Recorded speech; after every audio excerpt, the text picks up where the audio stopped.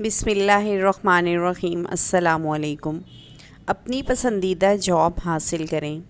मेरे पास मुलाज़मत के लिए एक आज़मूदा अमल है जो मैंने ख़ुद भी आज़माया और जिस किसी को भी बताया उसको फ़ायदा हुआ। अमल 41 दिन रोज़ाना करना है। अमल कैसे करना है? फ़जर की नमाज़ के बाद 21 मरतबा दरूद पाक, चारों कुल एक एक मरतबा और फिर आखिर में 21 मरतबा दरूद पाक। ठीक है, फ़जर की नमाज़ के बाद आपने 21 मरतबा दरूद पाक पढ़ना है, बीच में उसके चारों कुल एक एक दफ़ा पढ़ने हैं और फिर आखिर में 21 मरतबा दोबारा आपने दरूद पाक पढ़ना है। इसी तरह ज़ोहर की नमाज़ के बाद अव्वल व आखिर 22 मरतबा दरूद पाक और दरमियान में चारों कुल।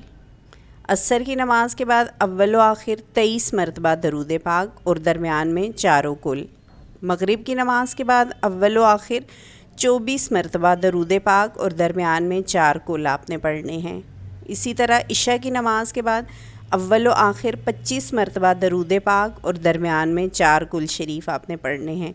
यानी आपने एक एक दफ़ा दरूद पाक को बढ़ा देना है। फ़जर की नमाज़ में 21 था, ज़ोहर की नमाज़ में 22 हो गया, असर की नमाज़ में 23, मगरिब में 24 और इशा में 25 हो गया। ये अमल आपने टोटल 41 दिन इसी तरह करते रहना है, मगर अल्लाह के हुक्म से इन दिनों से पहले ही आपको मुलाज़मत मिल जाएगी। लेकिन अगर नहीं मिले तो 41 दिन का ये अमल है। दरूद पाक कोई भी आप इसमें पढ़ सकते हैं। दरूद इब्राहीमी पढ़ना ज़रूरी नहीं है, कोई भी दरूद शरीफ इसमें आप पढ़ सकते हैं। जज़ाकल्लाह।